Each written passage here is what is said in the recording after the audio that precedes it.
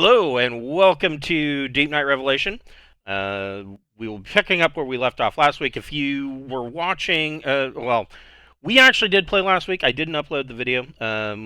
It was not up to snuff as far as quality goes.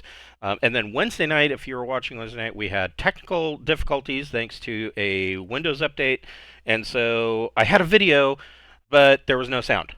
And one of the suggestions from one of the players on Wednesday night was to just convert it to black and white and tell everybody that I'm bringing back, um, you know, voiceless, soundless, silent movies. And so, Black screen with some white writing on it. yes, a black screen with white writing in between every scene. And I'm like, that And some very fast piano playing. as, as amusing as that whole thing sounded, I was like, no, that sounds like a lot of work, and I'm not going to do that. So here we are. We are back. So what happened? What did you miss last week? So these guys, essentially, they dealt with the infected baby space whales. And in the asteroid nest that the Leviathan had created for said infected babies, yes, the infected babies were nuked. They were put down as quickly and humanely as possible, literally with a nuke, because there was no choice, right? They were so infected that probably even the counter agent at stage 3 wasn't going to cure them, and they don't know that the counter agent would actually work on them. They didn't have that kind of time level. And come to find out, Leviathans can jump. And so now you've got jump capable infected baby space whales. And so the obvious answer was to deal with them with a nuclear weapon. I mean, obviously. And so in the middle of this nest, they found that there is, or was, or a droid device to the tune of about 250 displacement tons, yes, 250 D-tons. And so they don't know what this device does. They have found one before, buried in the bog on a droid ship that was at the bottom of the swamp, if you go all the way back, like a year and a half ago.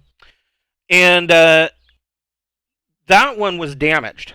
This one, aside from being covered in entity matter, this one appears to be complete and in reasonably good condition.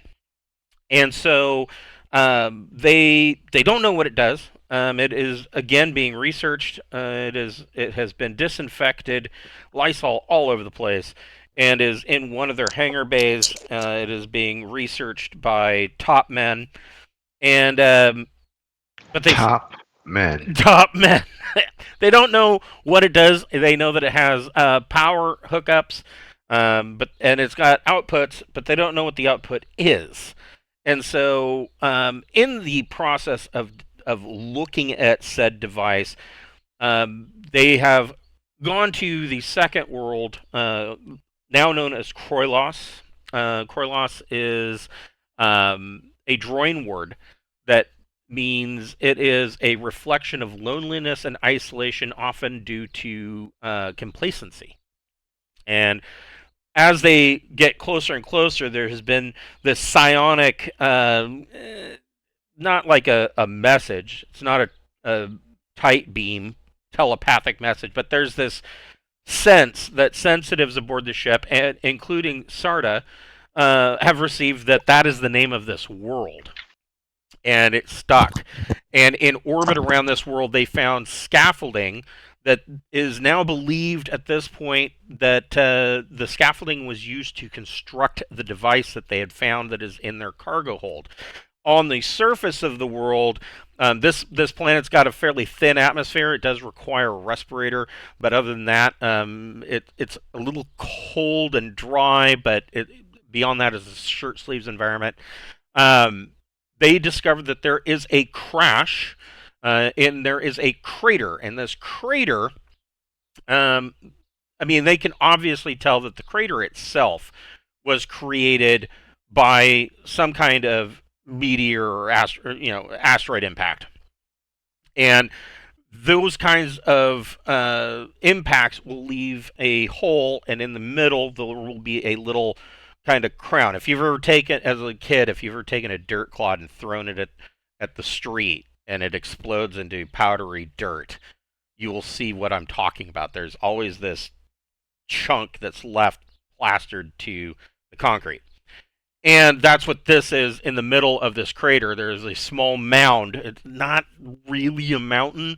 And that's how they kind of know. It doesn't have the sharp features of tectonic plate movement. It is clearly created by an impact. And then it is filled in with this kind of lake in the crater.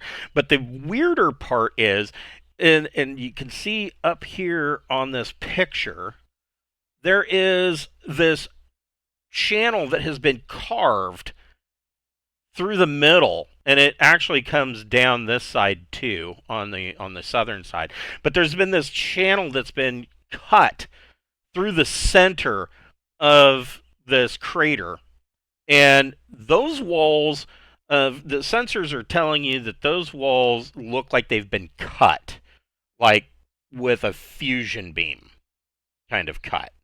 Like somebody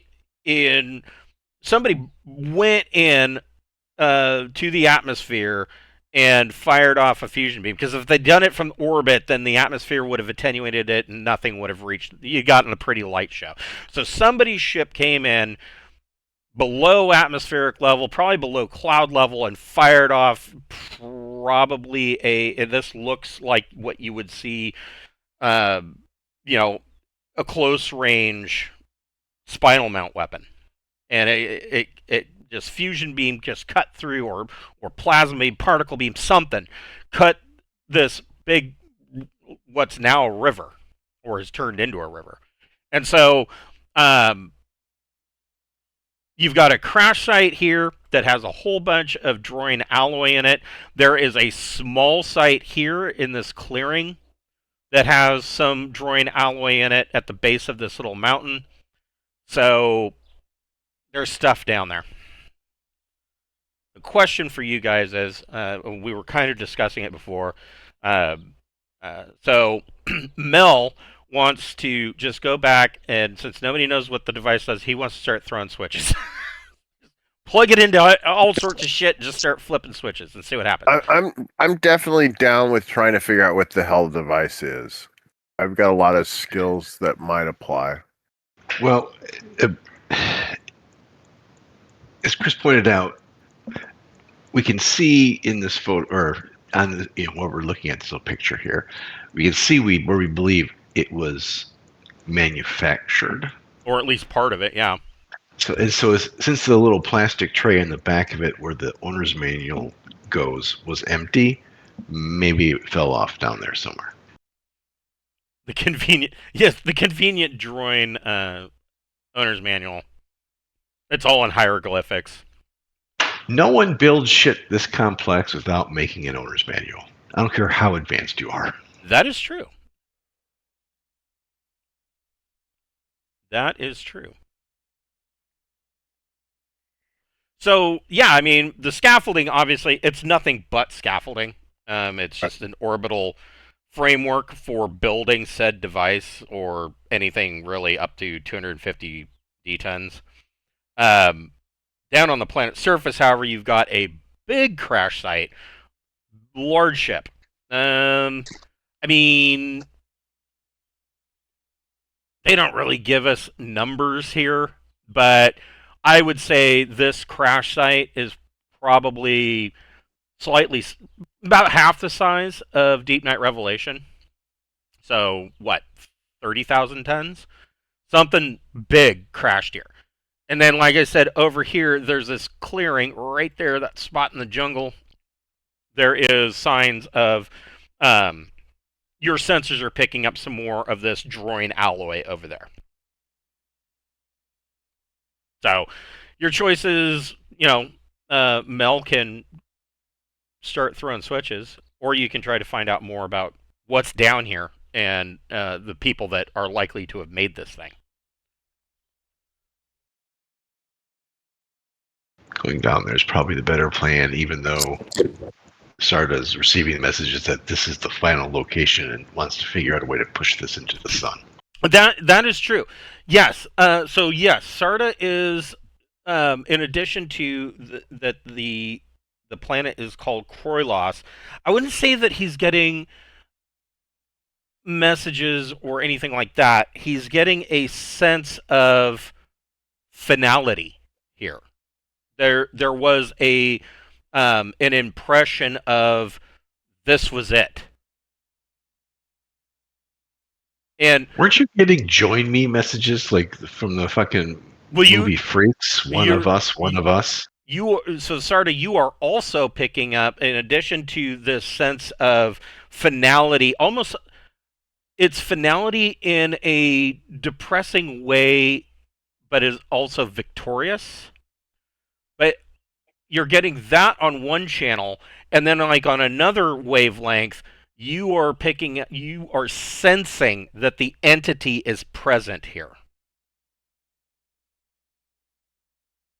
It's just not good. Telepathically sensing that the entity is here. Now, looking at this, and I can show you a better map. Do you have any portable nukes? Yeah, you've got. We figured out that we have several missiles, like 120. Yeah, you got like 120 missiles, but yes, you do have. You've got two types. You've got 1 kiloton, essentially briefcase nukes. You know. All right, there we go. And then you've got a couple of 10 kilotons. Those are you got like 2 of them. Those are the big ones. Might want a briefcase nuke for this mission. So this is a pretty good representation of what this world looks like. There are very few green areas. Most of this planet is very dry. The land masses are very dry. The seas that are there are shallow. And if there is vegetation, you're seeing it on the coastline. But the bulk of vegetation that you're seeing is around this crater in the middle.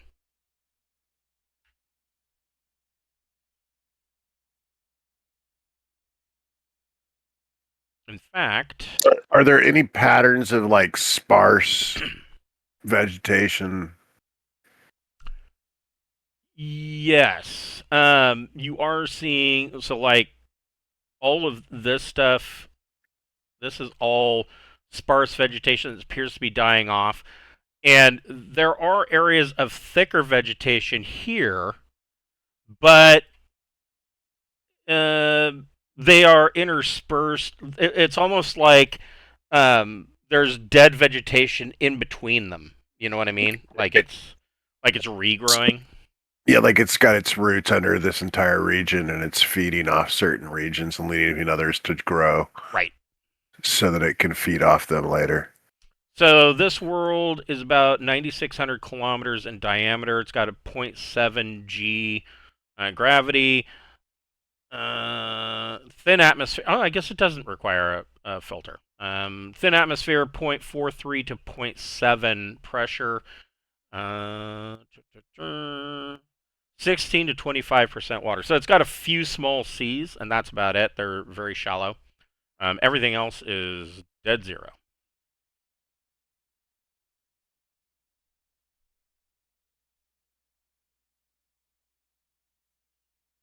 I mean, you can see that. You don't have to fly over. You can. You guys are in orbit right now, so you can see that with your sensors. Yeah. I'd like a chance to take a look at the device. Sure. Itself. You know, I've got a lot of engineering skills and things like that that might. Wait. No.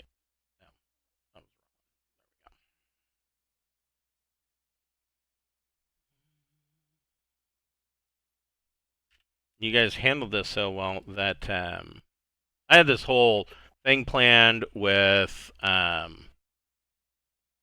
baby space whale getting into the hangar bay, and all of that kind of fuckery, but you guys using nukes fixed the problem. Okay, so World War babies. yes. So I assume I'm making the assumption here. Mel, are you going down to the hangar with him, or Yeah. what's Pappy doing? I'll tag along because I'm curious. Okay, so And it's in the hang. that's true. It is in the hangar. That's Can't kind have of a TPK if all three of us aren't there. that's true. That's true. There it is. So you guys get down into the hangar. You've of course got scientists all around this thing. There are you know, tarps that are set up, and they have plugged in the power. And to your observation,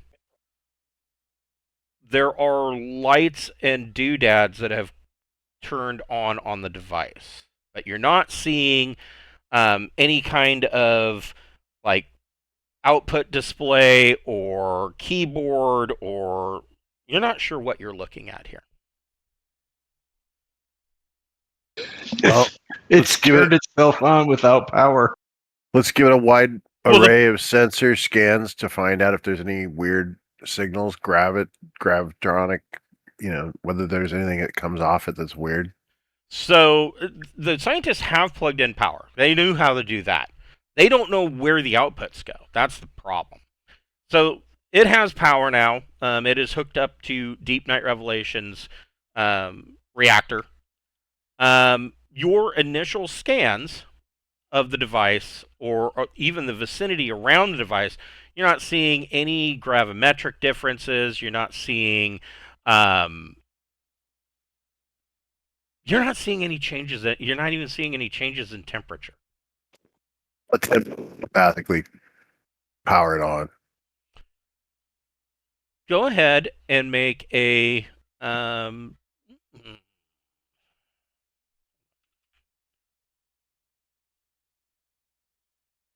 just go ahead and roll telepath plus psi.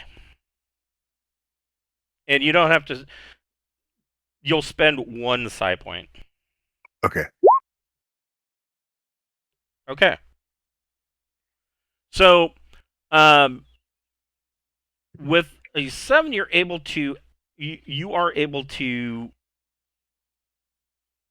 reach out, and you instinctually place your hand kind of in the Vulcan salute kind of way on the device in a particular rounded spot. Like there's like a almost like a half dome that is on a angled panel, and you place your hand there, and below it, a 3-fingered outline lights up, and the display all lights up and starts to with holographic display comes up, and it starts displaying a bunch of information, all in ancient Droin.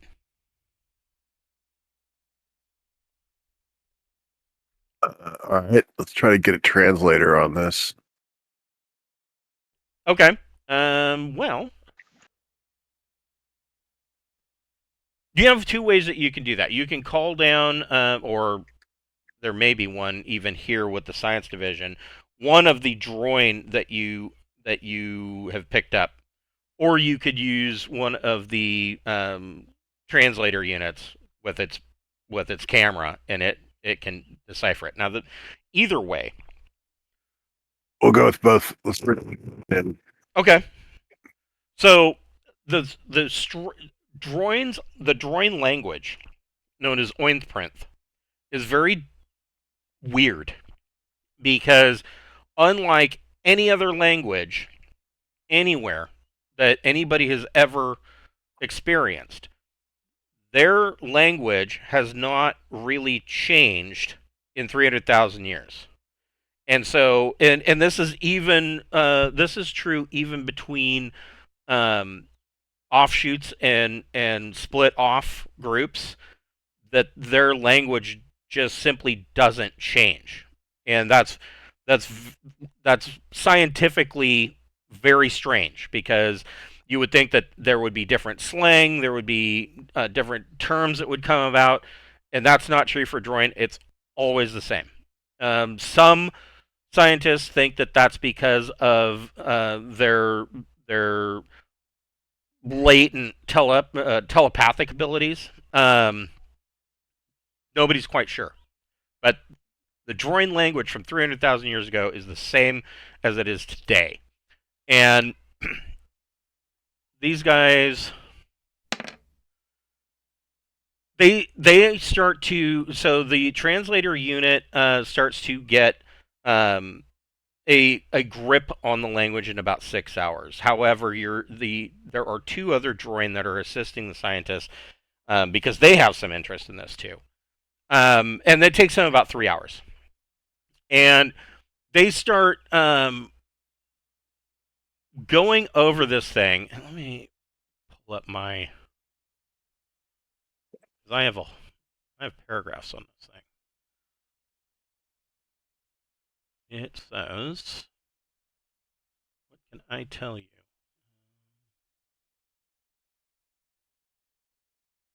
That was in the Great Rift.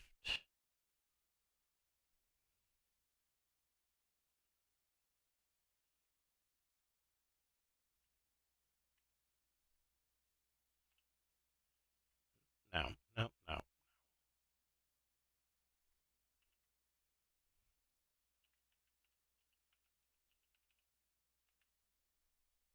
Here we go.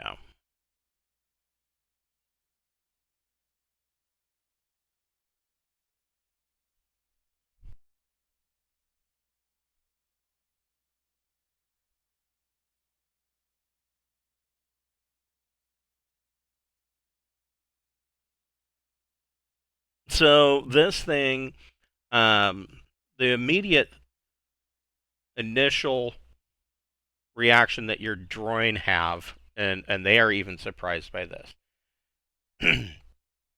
This device was constructed at about tech level 22. Whoa.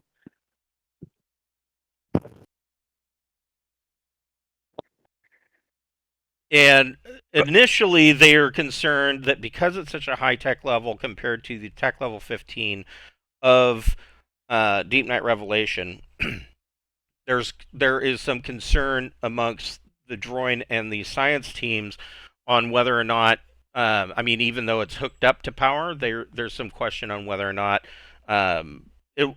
your reactor will even be sufficient. I mean, who knows how much power this thing needs.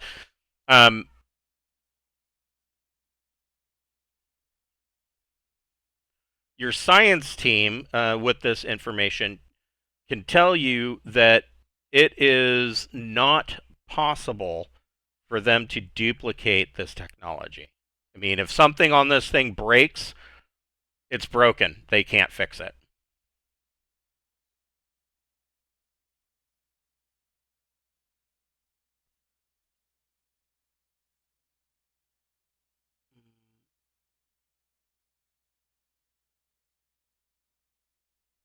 What does it seem to control? That's, I mean, what does it seem to do? That's the real issue. They're not exactly sure. Let me see.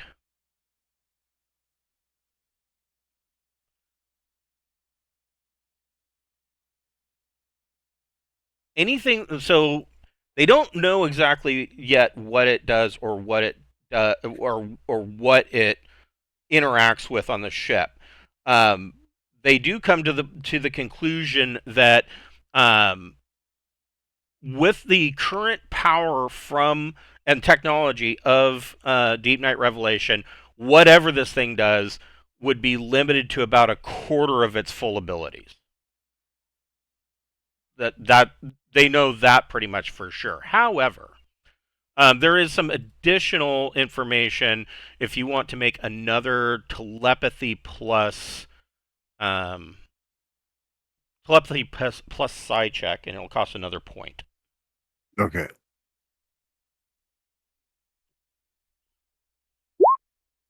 Damn it. So this, you do find some more information.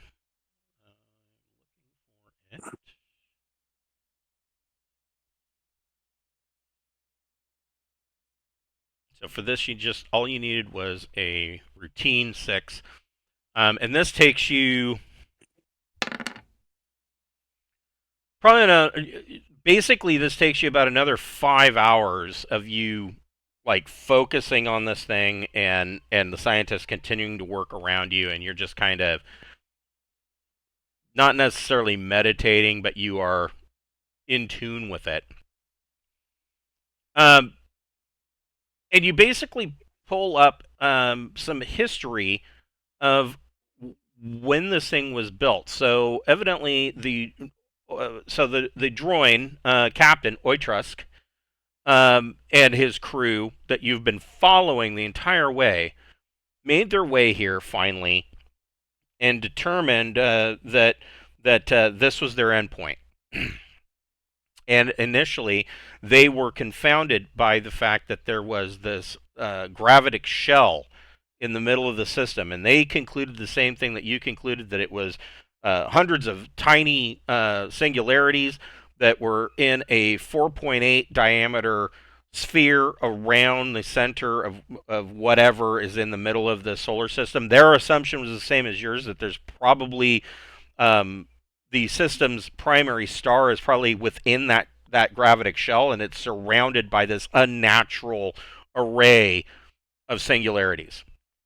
Their assumption is, too, that there may be another world in there. However, and so they started to build this device. That gravitic shell was a direct relation to why they put this device together. It seems that their plan was to go through the singularities to get into the interior of that gravitic shell.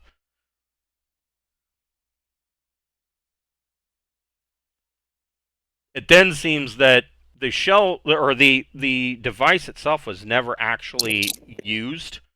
It was left up in the scaffolding, and they were drawn to the planet Kroylos, which you're in orbit around, because they detected that the entity was on the world, and there was this you get filled with this sense of, this is the reason why we came all this way. We can put an end to this, and that's kind of where the vision ends.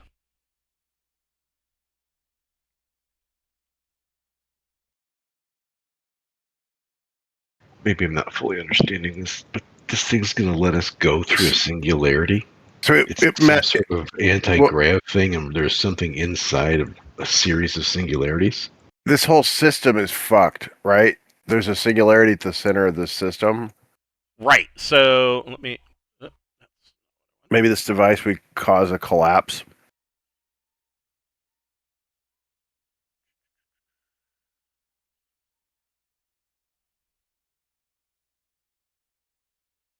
So yeah. So this whole system is completely screwed up.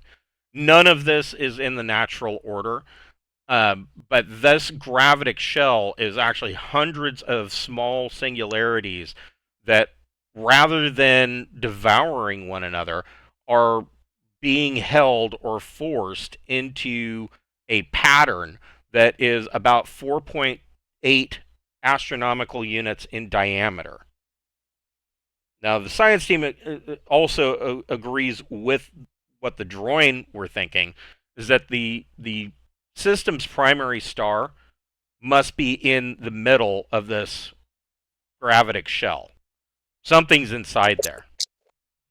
This K8 star, and where you guys are at, is a secondary system that is orbiting this gravitic shell. There's a belt here, this planetoid belt. I mean, it would normally be thought of as like a normal planetoid belt, but this is a very thick planetoid belt that looks more like it was probably a series of 6 to 8 planets that were just shredded and are now orbiting this shell full of singularities. This small gas giant seems that it has lasted because it was captured. Although not as badly as some of the other ones. It's actually in a stable orbit.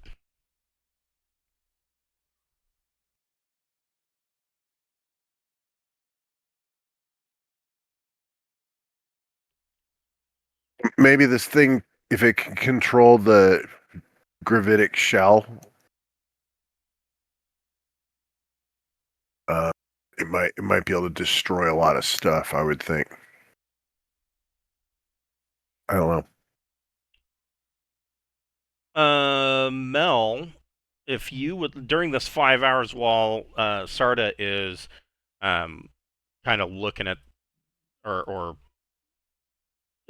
meditating on this, you can make a engineering power plus intellect or education check if you'd like. Pappy, do you have any engineering skills that you might throw into this?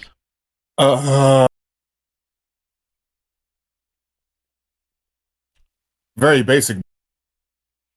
Go ahead and make just a flat engineering plus intellect or education.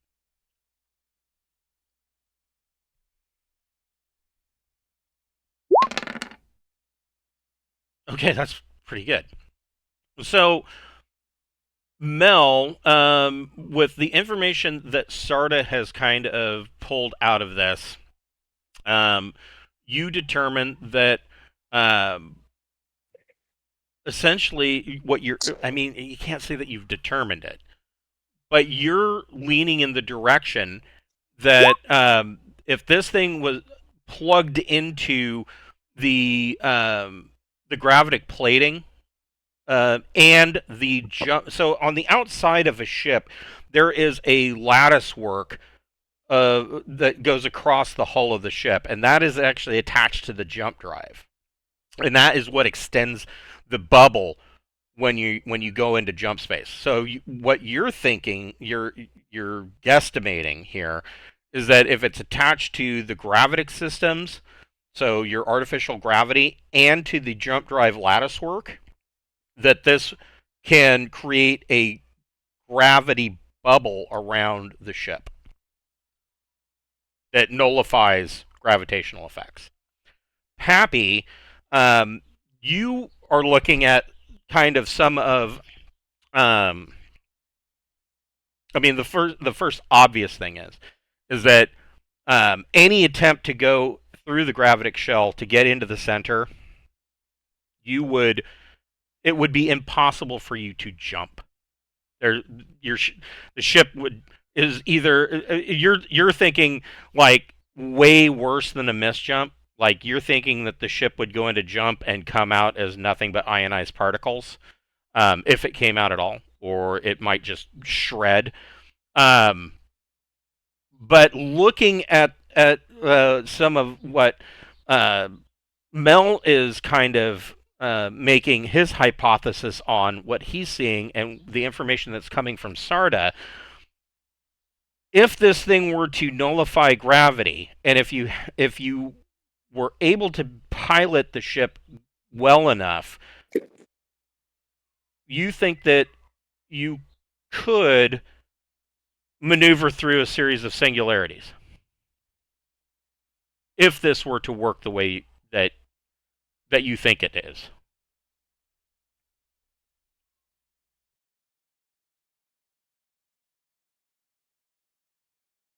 Always wanted to pilot through some black holes. We could get into that gravitic shell is what that's telling us. Right. Essentially, this is what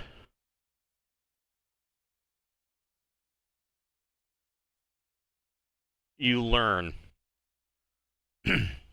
So, this thing was built at tech level 22, which would be 100% reduction in perceived gravity, possibly an infinite upper limit. Your ship is at tech level 15. And the scientists and engineers that are down here looking at this thing believe that it would only be able to reduce about 25%, which means the upper limit would be negating about 20 Gs, if that is what this thing does. And the downside is there's only one way to find out, and that's basically plug this thing in and try it.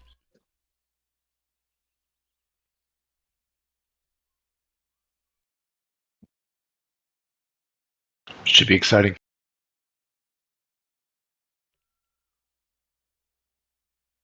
Well, let's go down planet side, learn what we can, nuke it, and and and then then your see lives. about, and then risk our lives going through a gravitic shell. Okay. Yeah. How does Pappy and Mel feel about that?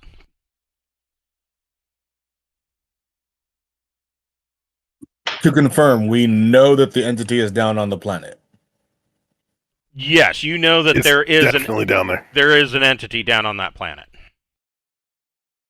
But we can do the whole inoculation thing where we're safe for 2 hours or whatever. Correct. 2D hours. Yes. Oh, 2D hours. But which still allows it to grab you and devour you. Yeah, or tear you apart, or Yeah. It has other horrific options available to it. Yeah.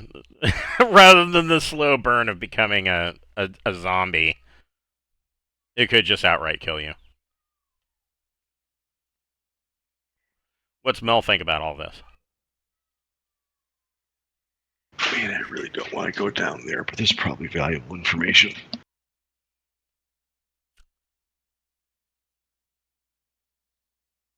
Well, I mean, it depends on how much. Depends on what you consider valuable information. I mean, there's some insight here, yes. Maybe a little bit more of a why.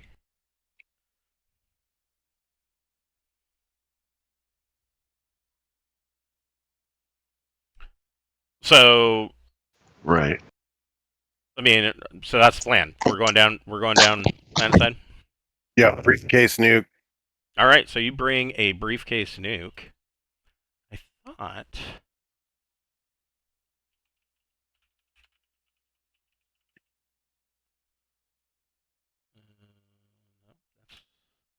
I'm assuming with the briefcase nuke, we can set a timer. Yeah, I would. So, so here's the thing. Let me look at equipment.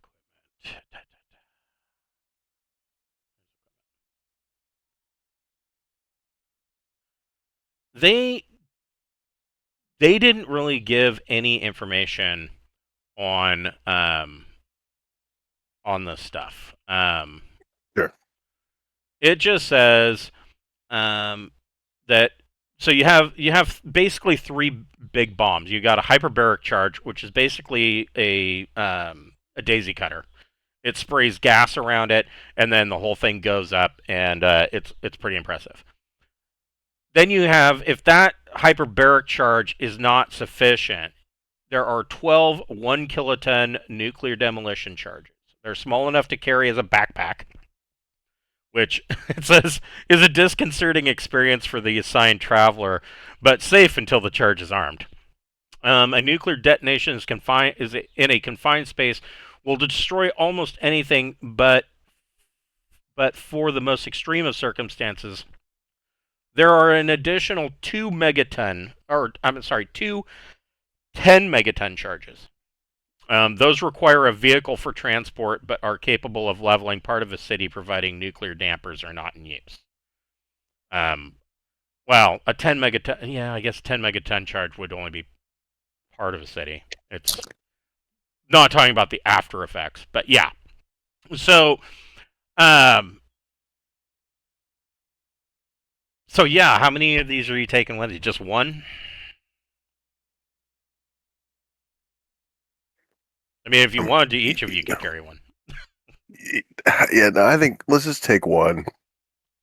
Okay. And that literally is all the information that they give on these. They don't list, oh, it does this many D of damn. No, it's a one and done kind of. It's either going to work or it's not. Pappy, go ahead and make a piloting some. Well, which ship do you want to take? Do you want to take your scout craft? Do you want to take a pinnace, or do you want to take a boat? What is most likely to be able to get us out of there quickly if shit goes wrong? They all have about the same thrust. I think they're all thrust 4. And none of them, except for that one, have like any kind of weaponry. The scout is the only one that is armed.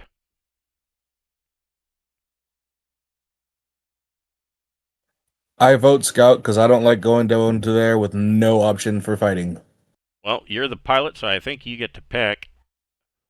I'm good with that. So make a piloting spacecraft plus dex check. You said spacecraft, so that's starship or a small craft? I have starship and small craft. I don't have spacecraft. Oh, starship, yeah.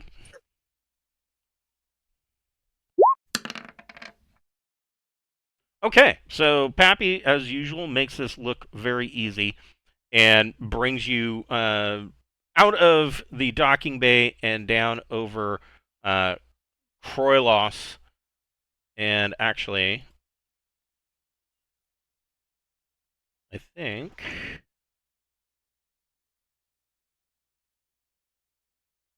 should be Pappy. I think you have control of that icon. I just moved her down here. And you can go ahead and place that where you want to land. Where the initial crash site is right here. And you find that there is another site on the island, much smaller, that has, according to your sensors, has some droin alloy on it. Which site would you like to go to first? I mean, And where, if anywhere, do I sense the entity? Where do we detect it? You don't, but Sarda can sense that the entity is coming from this entire crater. Like everything around this crater and in the center. It's most likely underneath the entire lake with tendrils going up around it. It's feeding off of the plant life around. Then I kind of want to like, hey, Sarda, am I landing in the center or am I landing on the edge? Because so the edge looks like where a 30,000 ton ship went down. This small site over here, somebody can make an electronic sensors plus intellect or education check, and you get a +2 to that.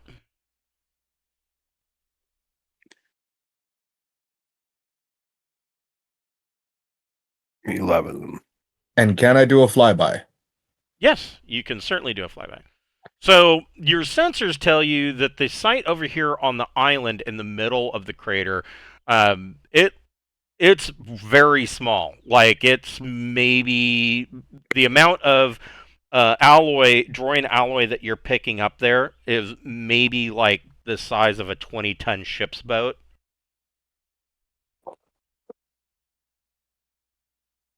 And at this range, you're with an 11, you're able to pick up pretty good visual with sensors. It looks like part of this, or at some point, a boat went down here.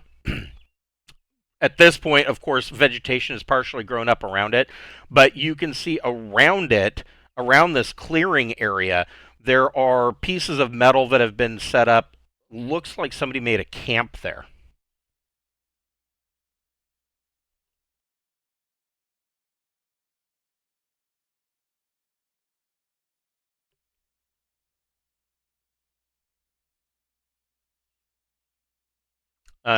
Somebody made a camp there. We're heading. I'm gonna go grab a pop. Okay. Yeah, why don't we check that? What you out? weird Westerner people call a soda. A soda. So, Pappy, you wanted to do a flyby. So on your flyby, the big crash site here, you're seeing that pretty much complete devastation. But you are seeing that the ship, what's left of it, came in like three. There are three sections of the hull that are still somewhat intact. Back. Welcome back.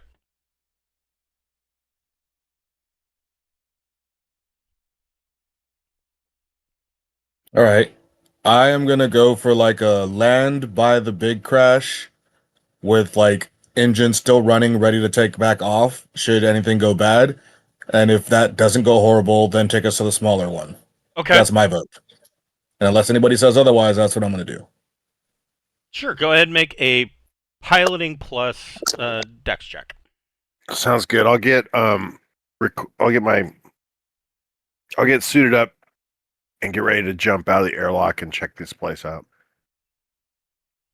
Yes, that's exactly it. Y'all be ready to go. I'm gonna be suited up as I'm piloting, like in case shit goes wrong, because I don't want to be depressurized and everything goes to shit. But I'm like, we are doing this quickly. So this is kind of what you see with these three sections that are still intact. Everything else is just scattered, over several kilometers of what was left of this ship. But these three sections of hull actually look like they're still fairly intact and could be entered into, but they are all overgrown with vegetation, like low-lying, scrubby, like brownish. It doesn't look like the most healthy of vegetation.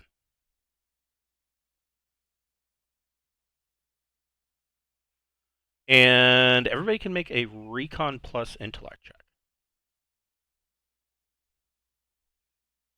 Or if you're scanning the area, you can make a sensors.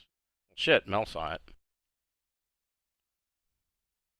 I saw through time. Yes, with 14. Pappy's focusing on piloting. And Sarda, so Mel, out of the corner of your eye, as you're kind of looking down at this crash site through the port windows, you see some movement, like low-lying ground movement that kind of moves under these brushes. And Sarda, you pick it up on sensors as well, that there's motion down there. It looks like animals probably about the size of a pit bull, kind of low to the ground and squat.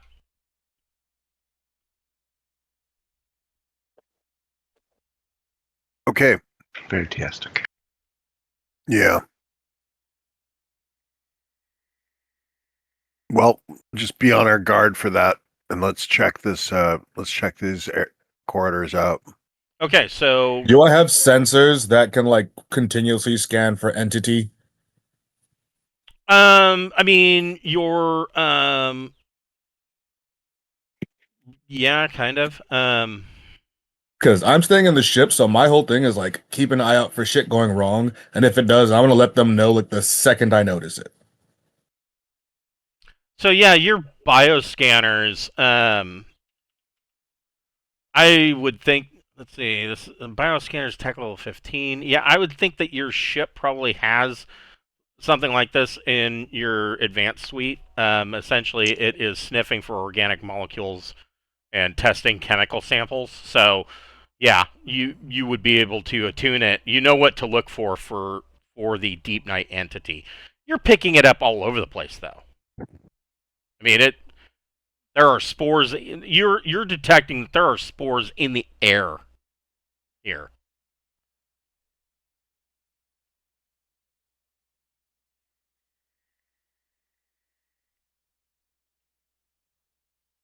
Pappy, you're setting the ship down? Yeah, I'm gonna let them get out. Unless that's the goal. I gotta set it down so they can get out. Okay, so we will, and you're staying in the ship. We're not fast roping down. No, I'll set us down, but I'm keeping the engines hot. Okay. So Pappy sets you down kind of just off the edge of this map. And you guys, which section do you want to go into first? Check out the area just directly south of us. Okay. So this middle one here? Yeah, down here there's... Yeah.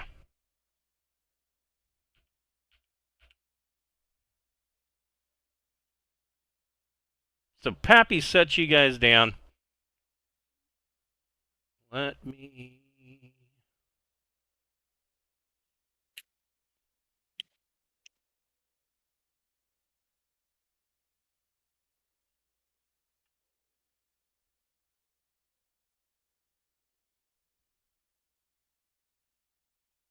All right. You guys can move your movement rate. 3, if you're using only a minor action, it's 6 meters. Each of these is 1.5 meters in size. Or you can move 18 meters if you're using all 3 minor actions. Yeah, I think for now just moving slow and looking around. So 6 meters, actually 18 would almost get you all the way there. Yeah, but we're, doing it as a minor action and just keeping our guard up at all times. Right. Rather than just walking directly over there. I didn't tell you what weapon I'm using. I'm It's something that throws fucking fire. I've got a flame rifle on a sling, and then I'm also packing my stunner and my normal pistol. I mean, you could go all Ripley and duct tape them together. Yeah, so Mel, you can go ahead and move your movement rate. 6 meters.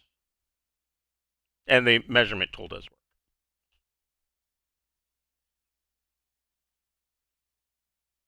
work. There we go. So you're moving backwards? You're moving back towards the ship. Oh shit, I moved back towards Pappy. That's why I laughed. Like, yeah, you're like, okay, see ya. I'm out. Fuck it. Started there. Okay. Get sneak back on the ship. Go hit it. Fuck these guys. Pappy, make a recon plus intellect check with a +2.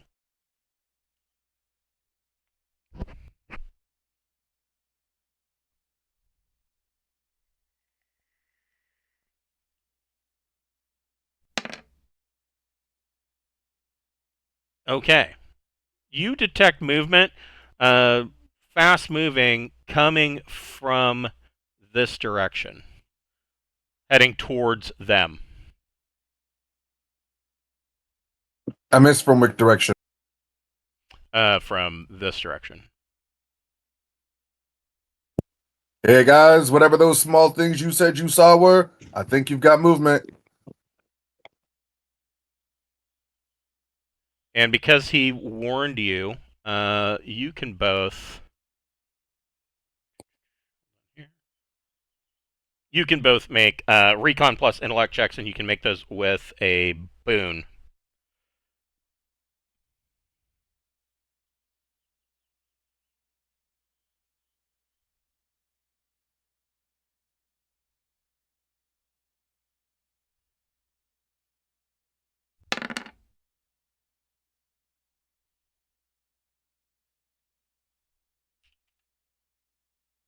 Okay, so Mel, you see rushing through the undergrowth these 2.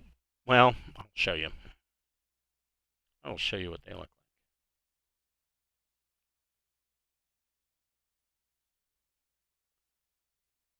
That first.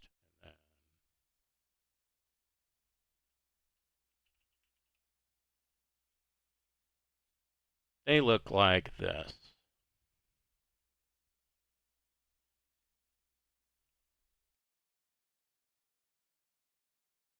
They are coming right for you.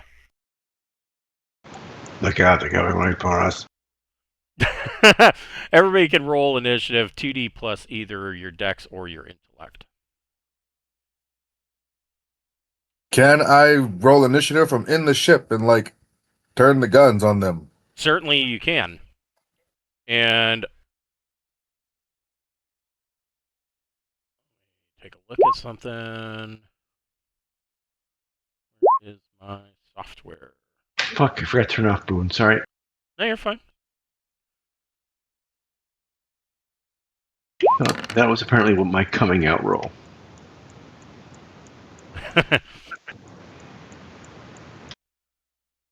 All right. I would say, Pappy, that you can. So if you wanted to fire the turrets, or tell the computer to fire the turrets, it would that the Deepnight Scout would have fire control 1/1. So when using one of the turrets, which is you have your choice either two pulse lasers and a sandcaster, or the other turret has 2 pulse lasers and a missile rack. Your choice. You can add +1 to that, or you could tell the computer to fire, and it would just be 2d +1 for it to make its attack. When the time comes, I'm going to have you actually walk me through that because I have no idea what that means. Okay. So Mel, you see these quadrupeds, and you turn and you see them coming towards you. They are obviously, to you, you can see they're infected. You can see, tendrils of moving infection coming out of their eyes and out of their skin, and they are moving towards you at a relatively alarming rate. They're not that fast. They, with all 3 minor actions, they can only move 12 or 9 meters. So they appear to be rather clumsy.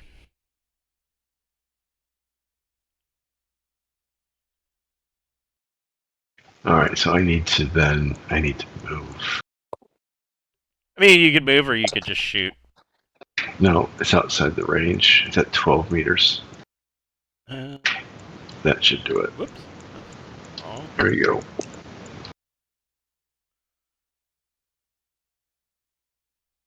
Disco Inferno, motherfucker. There we go. All right. Go ahead and make gun combat plus slug, gun combat slug plus dex. And you're lighting them up with the flame rifle, right? Yep. Looks like I got a 9. That is a hit, 40 plus 1 damage. And it's saying I got 13. Okay. Wow. 14. You had the effect of 1 is not added in. Oh, okay. Yeah, I'm not seeing the effect. Let's see, 6, 7, 8. It puts the effect up next to the 9. Yeah. So, but it doesn't add it into the damage. You have to do it on your own. So Mel turns and pulls the trigger on the Incel Arms IW-100 flame rifle and lights this guy up. Okay, there it is.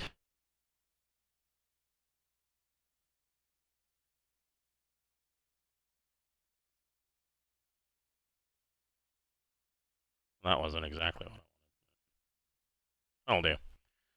So you light this guy up. It is on fire, and it stumbles and hits the ground and kind of slides while it's on fire, and it is still moving.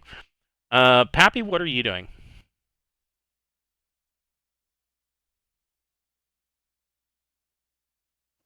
You said there was like a sandcaster or something? There is a sandcaster. Sandcaster is so sandcaster is only used. The primary use is if somebody's shooting lasers at you as a reflex or as a reaction. You can disperse sand And so this thing basically has a gigantic shotgun shell that disperses a bunch. It's a glitter shitter, and it just puts out a bunch of glitter, and that causes the laser to dissipate or refract and not either not do any damage or lessen the damage. Gotcha. Because I was like, I don't know what that is, so I'll wait until my turn to ask. All right. The other way that it can be, one with.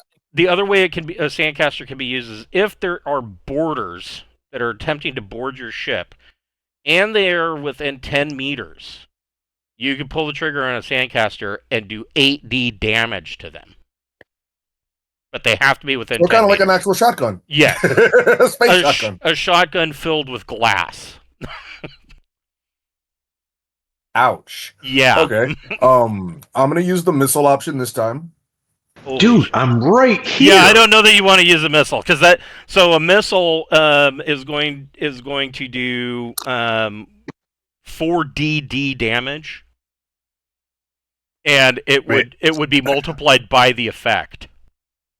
Over what range? What's the range on the missile? It's going to basically be immediate. I mean, missiles have a thrust of 16 and can be launched at almost any range, really. So 4DD times whatever effect is going to leave a very large crater here. Oh, my bad. I didn't realize the missile was going to do that much damage. The away Okay. team would not appreciate it. Yes. Okay, fine. Then I will So the use Cobra commander would do fire our artillery, but our own troops are in there. It doesn't matter. You want to talk about danger close? God damn. I mean, okay, fine. I mean, I can fire it on the backside and just catch them in the splash damage. I'm just playing. All right, I will fire the turret then, just the regular turrets to kind of hopefully slow them down, so they at least can't if they're in pieces, they can't attack, right? True. So this one is on fire, and is stumbling around. This one's still moving pretty well. I mean, as well as what you've witnessed them moving already. They're not doing great. Who knows what they were like when they were 2D1? So, if you want to fire the turret yourself, it would be 2D. It would be gunner turret plus dex, and you get to add a +1 to that. Or you can have the computer do it while you're piloting, or you're not really doing anything other than station holding, and it would just be 2D +1.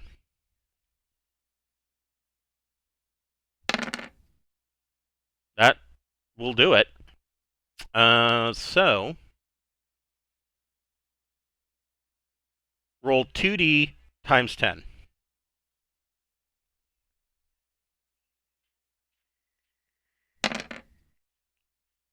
Oh shit!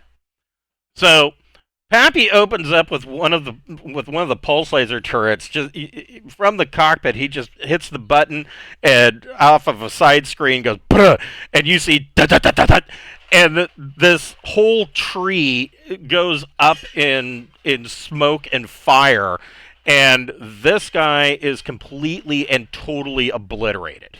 There's nothing left. I would imagine. I mean, I don't know. Maybe Mel should roll 2D plus endurance to see if he just filled his spacesuit. Reasonable.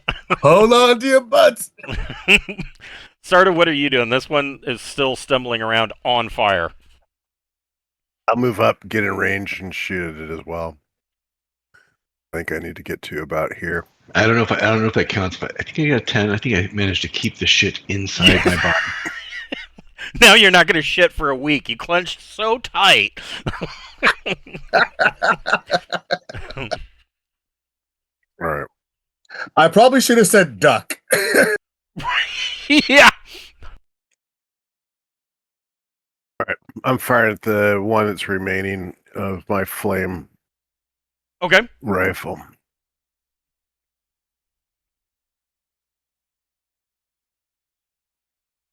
That will do it. So 24 points of damage. This one stops moving and is left nothing but a flaming pile of cinders. There's nothing left of the other one. Like, it gone. So you guys are able to make your way down into this this wreckage down here. And I was going to, well, I did. I initially attempted to do lighting and walls and whatnot, and these isometric maps are a pain in the ass. Yeah, they really are. And so it just didn't really come out the way I wanted. But you come into this whole section, and I mean, the interior here has seen better days. Still, I mean, if this ship is so your bioscanners would tell you that they're reading that this ship is, 300,000 years old. So, I mean, considering that it crashed and has been sitting here in the weather for 300,000 years, it actually looks not too bad.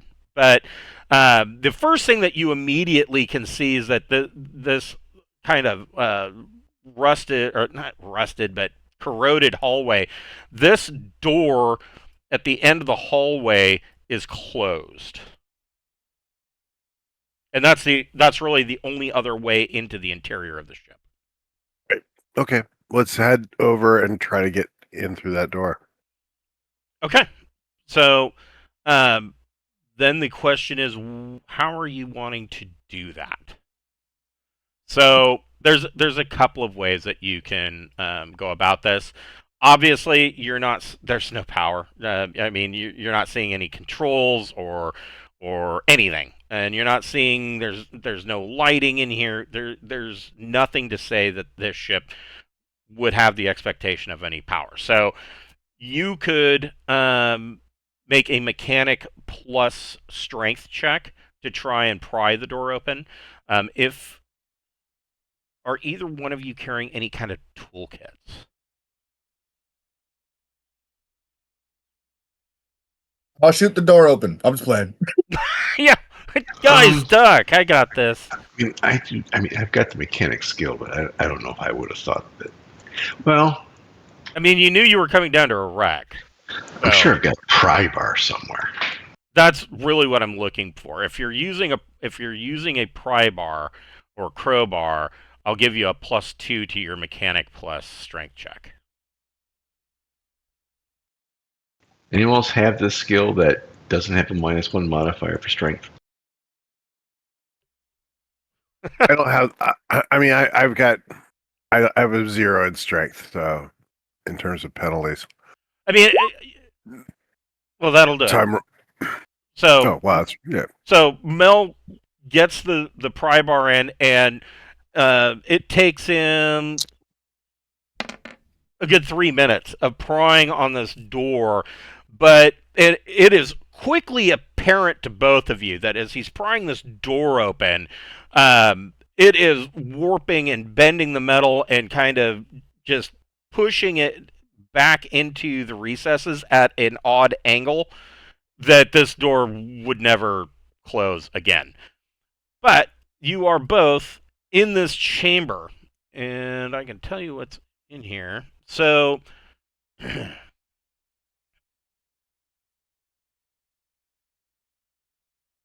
you see immediately that there is a body and it looks like a droid in a spacesuit laying on the floor here.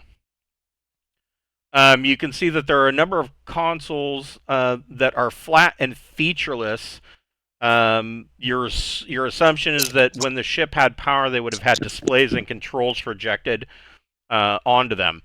It appears that none of the machinery in here is in any kind of working condition. However, both of you, well, tell me what you want to do. Where do you want to go from here? Do you want to check out the droid? Do you want to poke around the machinery? There is another sealed door back here. For pure archaeological value, that body might be worth more than anything else. No shit, Yeah. right?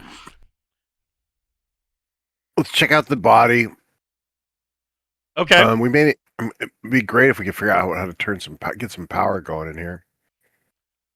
So checking out the body. So when you come up to it, obviously, this thing, the droid that was inside, has been dead for a very long time. Looking through the faceplate, the body itself looked like it, more or less at one point in the past had mummified, and then kind of gone beyond that point to start to turn to dust. There's still kind of an outline shape of a droid inside this suit, but beyond that, there's very little on here. Yeah, it says sterile conditions partially preserve the remains, although most organic matter has decayed to dust. Whoever wants to use a bioscanner can make an electronic sensors plus intellect or education check.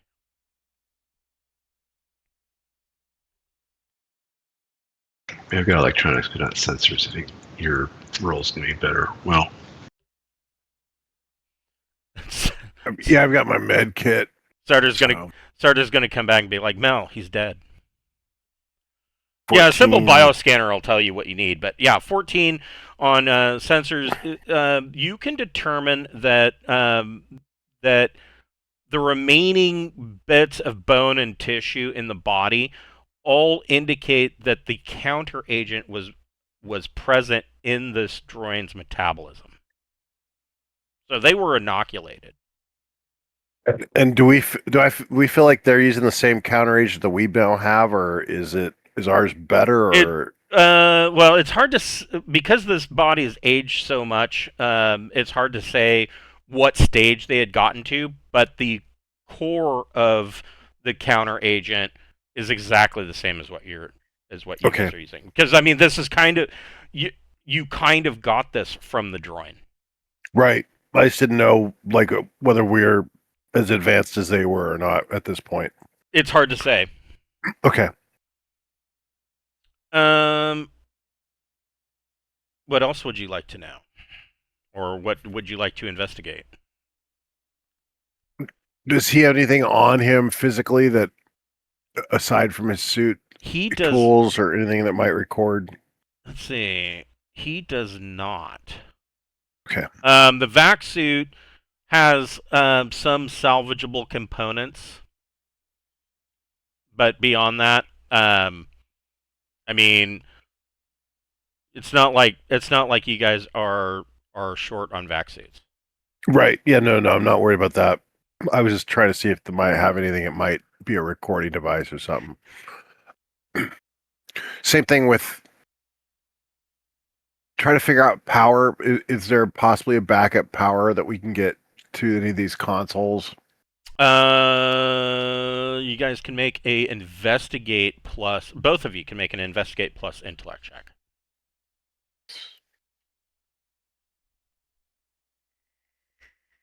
Need Pappy. He's a smart one. We're well educated. Nice. got a good roll, though. Yes, you did. So you are unable to find any backup power. It looks like maybe at some point there was some form of power that might have been stored in batteries, but they have long since. Not only have they long since, run out of juice, but the interiors of the batteries have long since decayed. If Pappy landed the ship closer, could they use the ship's power?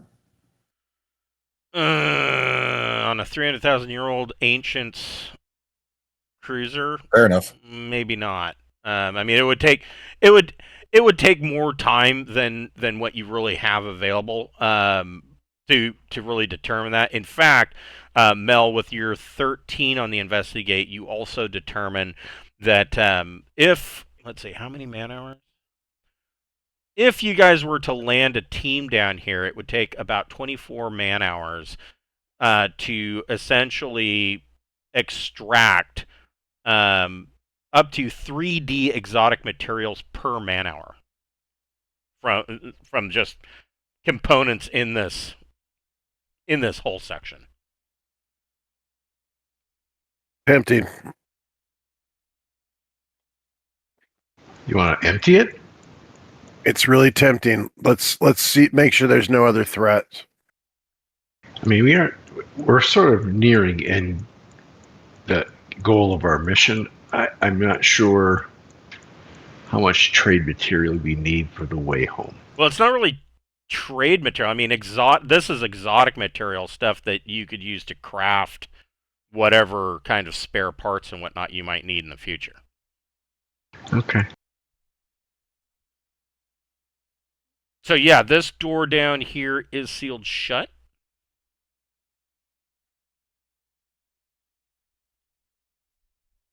For the record, if they do want me to come to this, if they need me to come in, I will leave the ship. I'm just staying in the ship if in case they need to do a quick exit. But if they're like, we need your help, I'll come. It's not like I won't come. Gotcha. When you say sealed shut, like it's been like soldered shut, or no, it's just closed like the previous door. All right, I'll try the mechanic strength. Okay. Okay, that is enough. It takes you about 4 minutes of wrenching on this thing, and you are able to pry the door open. Once again, inside you find another body, similar to the other one. Same kind of deal. Turned to dust inside of his suit. But beyond that, you can see that this is some kind of storage area, and there appears to be a number of racks and boxes that are kind of stuffed in here. Your guess on this, with your engineering and electronics background, your guess would be that these are spares. And there are... in here, there are about 9 tons worth of spare parts. Sweet Jesus. Of spare parts that are what? Tech level 22? So, maybe not that high, but they are spares that would be higher tech level than what your ship is. They might be 17, 18. And these... That's it, we're rich just from this. Yes. So spares are essentially used for, basically just ship repairs. I mean, there's like a catalytic converter in there. There's a bunch of copper wiring. A couple of air filters. One coffee can full of loose carburetor screws of varying lengths and sizes. There we go. Right, we're gonna open up our own Murphy's Auto Parts. We're good. Basically, it looks like my dad's workbench in my old house. Like, why did you keep this? No reason. Just thought it was a good idea to hang on to that. Yeah. So yeah, there's about 9 tons of spare parts in there for ships. I mean, theoretically they're spares. So if you guys took those aboard Revelation, they could be made to be used. Okay. So it didn't sound like there was really anything else without power that we could get out of there. Right. So then the question is, out of the other two, which one do you want to go to? Right or left?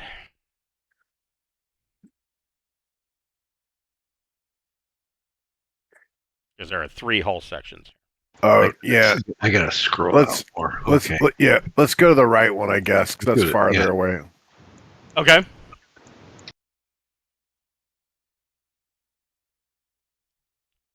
Coming in. Need me to shoot the door open for you?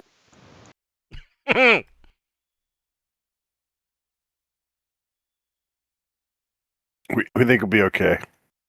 Coming into this section, the immediate thought that you had was that this was a part of longer corridor, and this whole section just sheared off from it. There is a sealed door here.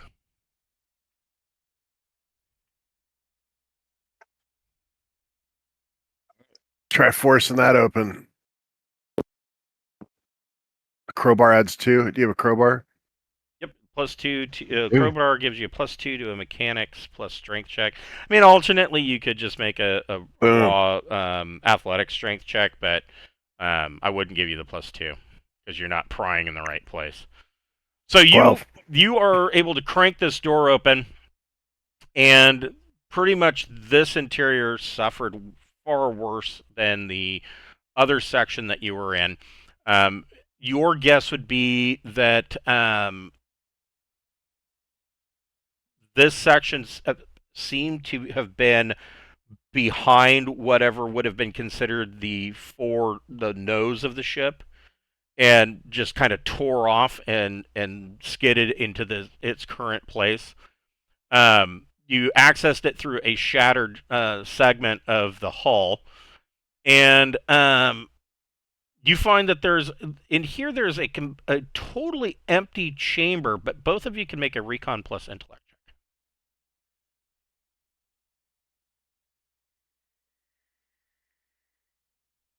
Mel got it. Yeah, he did. Mel, you immediately Sarda's kind of looking around, kind of shining the lights on his suit around, and you know, Sarda, you can see that this appears to just be a bare chamber. There's no furniture, nothing. There's obviously a hole in the wall here and here, but Mel, you look around on the floor and you see that there is a fine layer of dust, almost like ash, covering everything. Okay. I don't know if I've got any sort of scanner that could figure out what the hell this is. I mean, whether or not, well, if we use the medical scanner, can we tell if this dust is organic or if it's metallic? Yeah, you guys would have a bioscanner as part of your standard equipment. So if you wanted to make an electronic sensors plus intellect or education.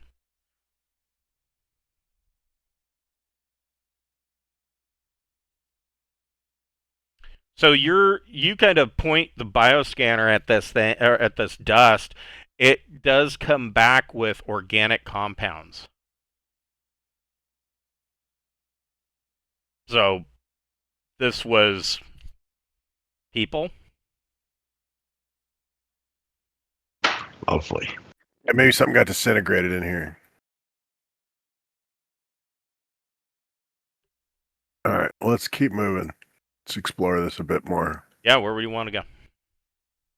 I don't know. A disintegrated biological material seems to be a warning of some sort. Stick my head in this room, see what's going on over here. So in here, in this room, there are patterns, drawing patterns, like on the stones and whatnot that you've experienced in the past, scrolled on the walls. And Mel, if you are, well, you haven't moved into that room yet, so you don't have to do anything. But Sarda, you immediately start to get a looking at these scrolled patterns, you get kind of a vision that and you get a sense of bittersweet triumph.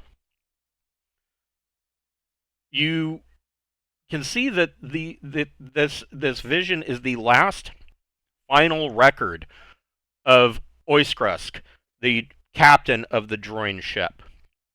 And you gain an impression that there is a cavern nearby, in the center of the crater, at the base of the mountain, and that a band of droid were battling the tendrils of the entity in this cavern. And there were servitors, these quadruped-like pit bulls that were sent after them, and the droid were fighting them. Several of the droid fell.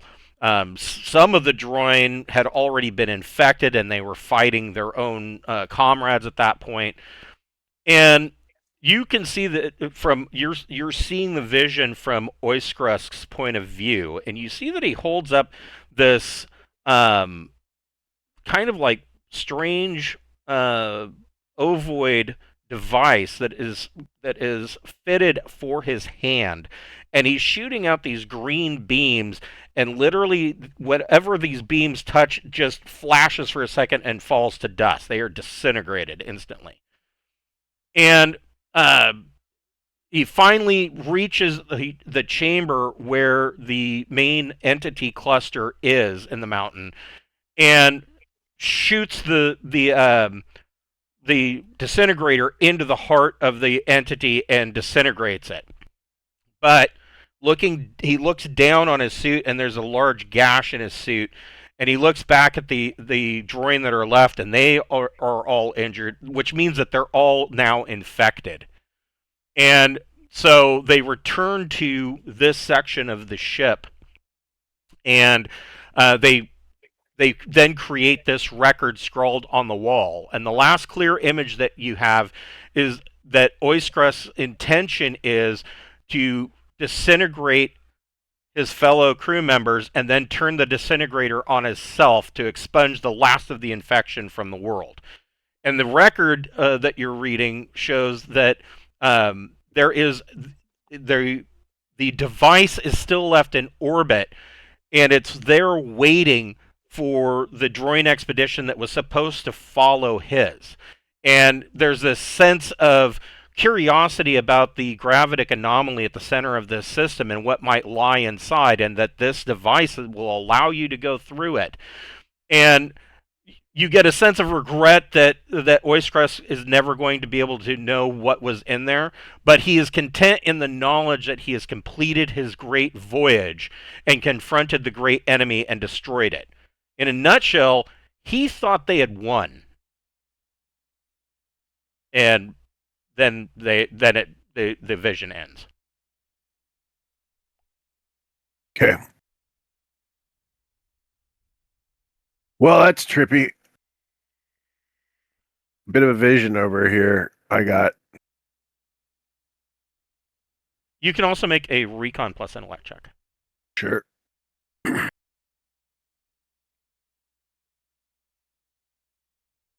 Oof. Nope. Nope, that's enough. So in the dust on the floor by your feet, you see this ovoid device that Oiskrusk held in his hand. The disintegrator. All right. So kind of looking this thing over, it has not fared well with time. It barely has enough power to do anything. However, there is enough power that it could be used by somebody that is skilled in the medical arts, like similar to like a laser scalpel. But you would, if there was somebody that was infected, you would be able to disintegrate the infection out of them completely. Right on. Handy. We need that for the doctor. All right, I want to go see what this hand thing is, so I'm going to move through here. Okay. So you see that there is hold on here.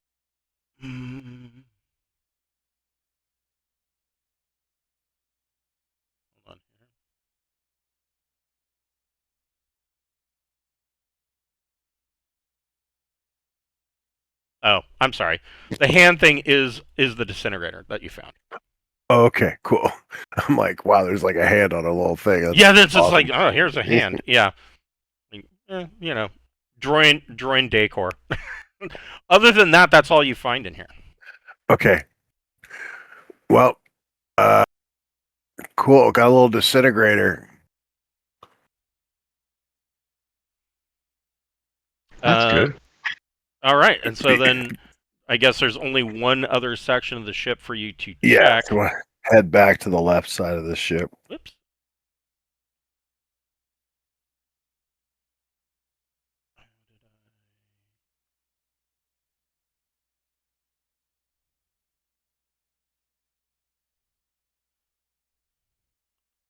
must have done that too fast, and Roll20 kind of burped on me.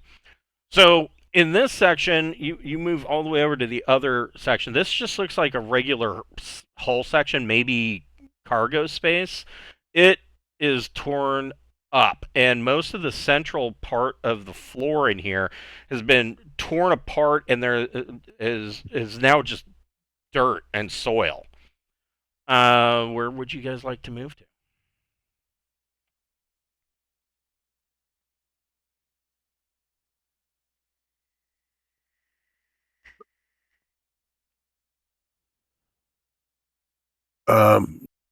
Just stick my head in here, see what's going on. Okay.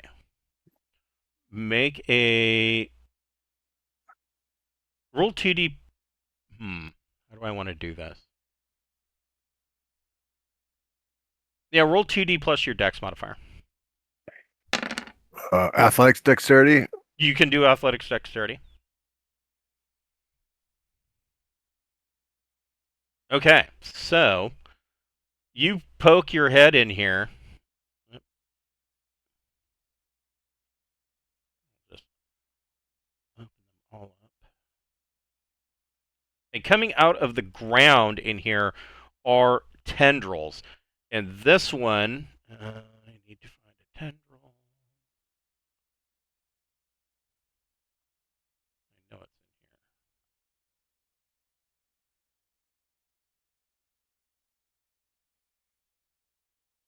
here. Or maybe not.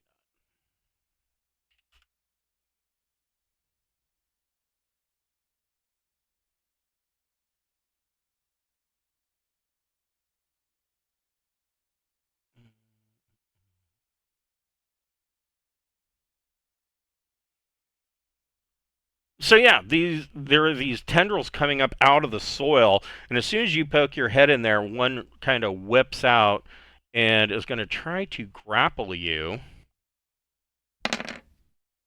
It fails. You duck just in time as this tendril comes out and kind of attempts to wrap around you. Let's do this. Initiative or Yeah. Yeah, go ahead and 2D plus dex or intellect.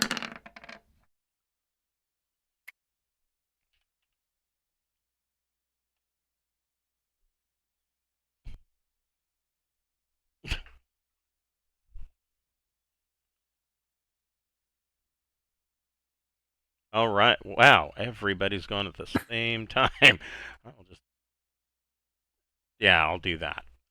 So Sardis sticks his head in. You, Mel, you can see him duck, and you see something kind of try to whip out around the corner, attacking him. What is Mel doing?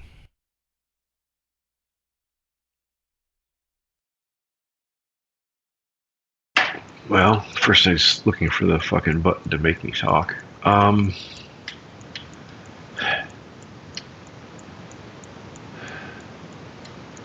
Before I charge in there, I want to move here and see if there's anything coming up the back way. You do not see anything. You can see that this hallway goes down to the end and then hangs a left. All right. Well, that was 6 meters. Can I move back to my position and just aim? Yes, you could do that. Okay.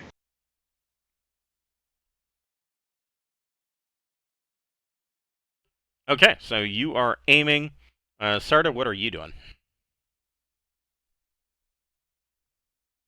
I'm going to step back to like here.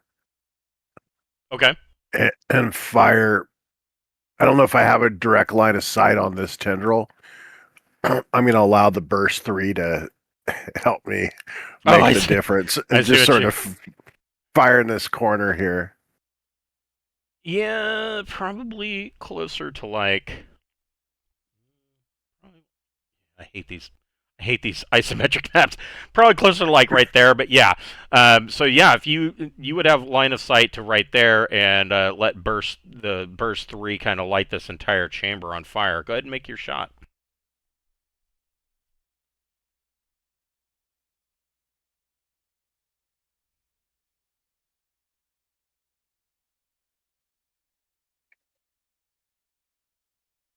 That is a hit. Hold on just a second. I mean, these tendrils aren't really. They ain't nothing until they grab you. Yeah, I don't really want to melee them. Yeah, right. But even if you did, um, they're they're not they're not that frightening. But yes, so 16 damage. This whole chamber or this little alcove, what looks like it used to be a separate room, goes up in fire, and the tendril kind of wilts back in flames. Sarda, you can make a Recon plus Intellect check. Here.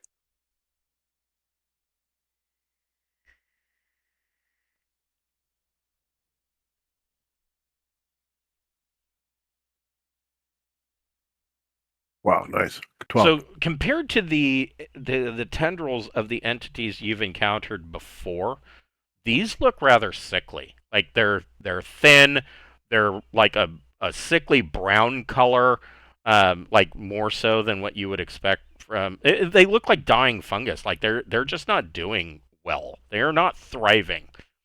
Yeah, it's good as far as I'm concerned. Right. These tendrils continue. Both of these, this one back here and this one, continue to kind of wreath around in the ground, in a half-assed way, but they can't reach you around the corner. Mel, what would you like to do?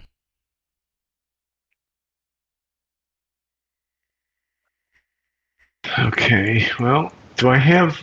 I'll move forward till I have the angle on the one there to So the left. you could get like right there and light him up. All right.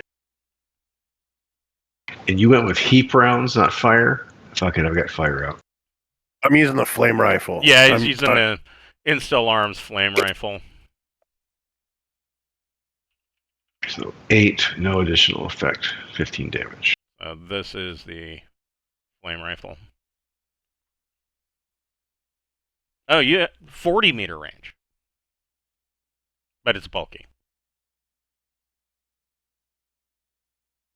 Yeah.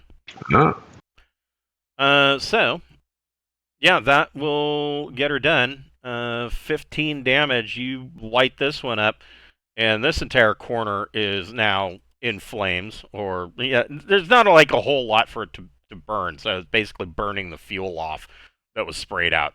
Sarda, what are you doing?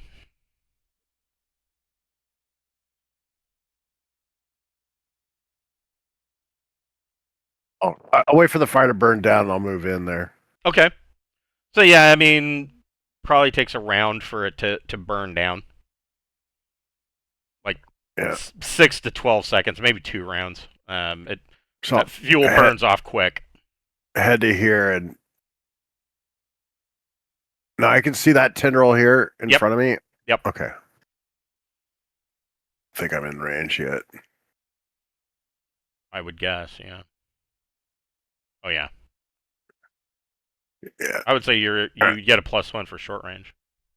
Yeah, I'll move to here. Is where I need to move to. And so I think that's 2 actions to move to there.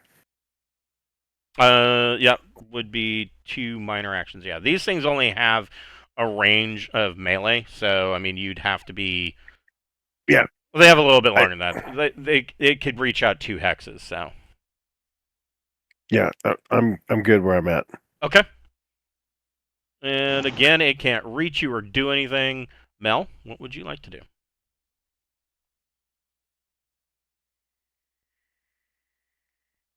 I'll move forward. And I'm just gonna fucking shoot it. Do it. No. No.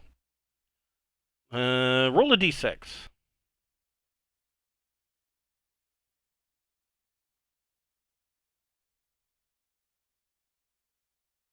A 6. So this door completely catches on fire. You miss and just light this closed door up. But Destroying evidence. yes, he's destroying evidence. You know what? That still gets him, though.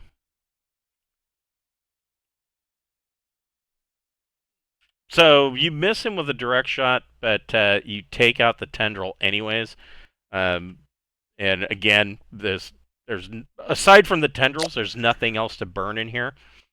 You don't find. I mean, this door here is off. One of them is off of its rails and kind of bent. There's nothing in this room. This door, however, is sealed shut. It's closed.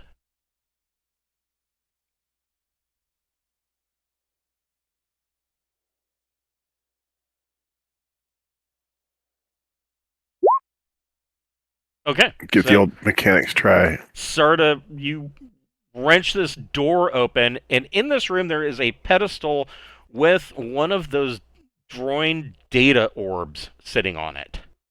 Oh, sweet. You can spend a psi point if you want to activate it. Sure. So you touch this thing and it activates, and make a roll 2D plus endurance.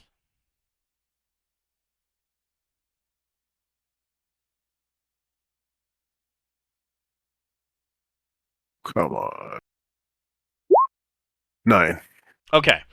So you get a little bit of a nosebleed because essentially your brain just downloaded all of the information on how to build the device that was up in orbit. And I don't speak droid. And you don't speak. Well, you don't need to, because you essentially also get a telepathic impression that says this was the droid ship Treskvuse. It was well made and served its purpose in the correct manner. It was viewed with satisfaction and approval by its crew. And then it just floods your brain with all of the information about how to build this device, what the device does, and how to make it work.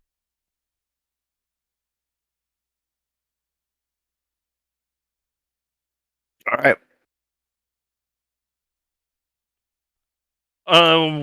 So what is your plan from here? Because you know that there's still an entity in the middle of this. Yeah, so that guy mentioned that there were tunnels down underneath. Yeah, at the base of the mountain, you saw a vision that there were tunnels that led down into. Yeah, into it. I think that's where we need to bring our backpack nuke. Okay. And then set like a 30-minute timer and get the hell out. So part of this image that you downloaded with the learning how to build the device, you also learn what this scar is. Essentially, the Treskvuse came down below cloud level and tried to destroy the island by firing its main gun at it, and evidently that didn't work. But they weren't using a fusion gun. This was like a spinal mount disintegrator.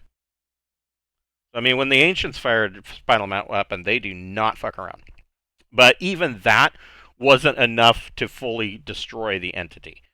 So that's why when they crashed, they had to go in and try to root it out by hand. And we know how that worked out. So I assume you're going back to meet up with Pappy and have him fly you over there rather than swim. Pappy, are you going to join them to go inside and battle this? How are you dealing with it? I'll go inside this time, yeah. Okay, go ahead and make a piloting plus dex check.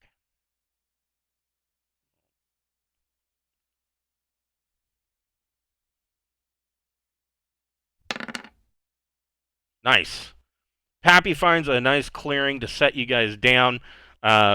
Obviously, so the vegetation around the base of this mountain is a little bit more than what you were dealing with over on the mainland. And he sets you down in the best clearing that he can find. And as you're coming up to this trail that kind of leads up the mountain, you you pass by what looks like this crashed droid shuttle that's like partially in, it's like partially in the actual vegetation, and it's obvious that it doesn't look like it crashed hard, but it must have crashed hard enough that they weren't able to repair it, and so they basically made like a base camp around it, just pulling out, some of the internal furniture that it looks like it might only be comfortable for a droid, and they set up like lean-tos with some of the hull plating and things like that. These guys were basically going to try to live out their final days here. But you can see that there is a clear, not clear, but there is an obvious path through this foliage leading up this mountain. All of you can make a... Well, does anybody have... nobody's got any augmented vision, do you? No. I do. Do you? Yeah, I've got low light and telescopic. Yeah, go ahead and make a recon plus intellect check.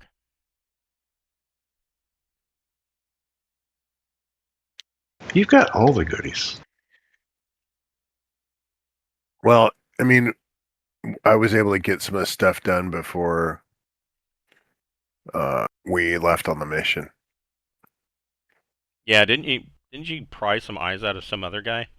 Yeah, I've got used augmentation. Yes. Gently used. Dang it, why did it take so long? All right, there we go. 10. Okay.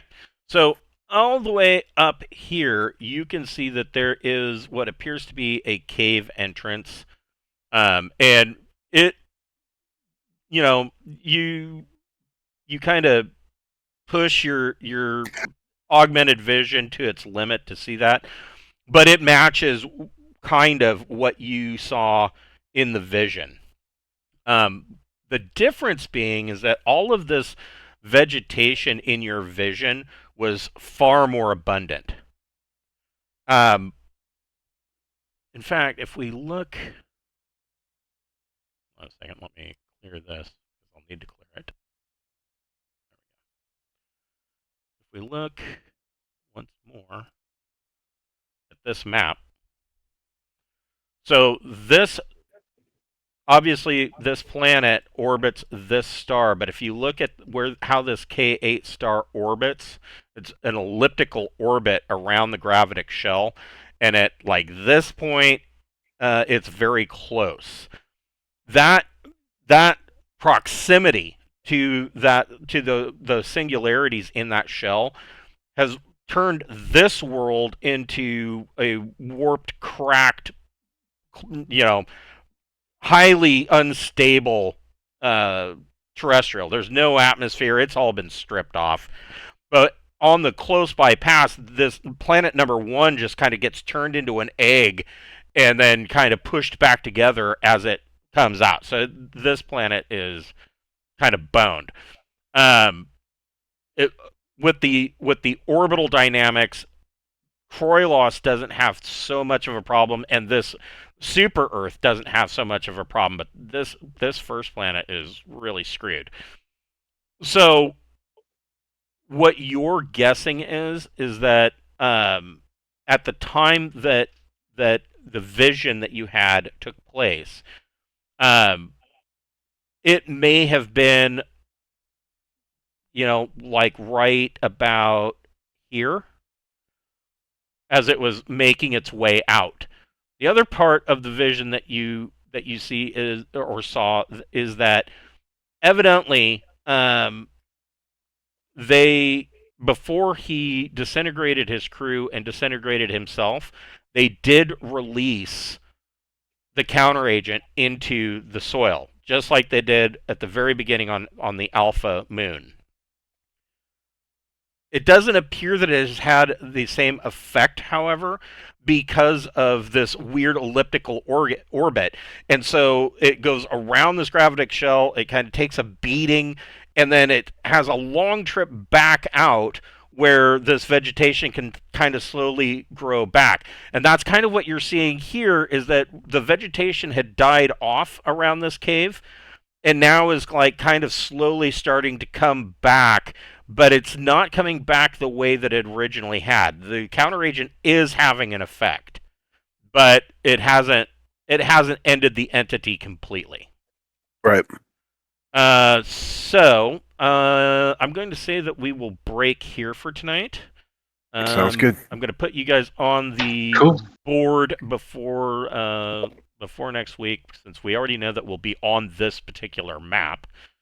And we'll pick it up next week on Friday night at 6 o'clock. Good. Cool. Sorry I was late. No problem. No problem. Appreciate you. Got stuck in Trader Joe's. Oh, I know how Easy that to goes. do. Yes, Easy to do. very easy to do. Yeah. All right, guys. All right. I will see you next week. Have a good weekend, guys. You Take too. care, all. You guys too. Catch you later.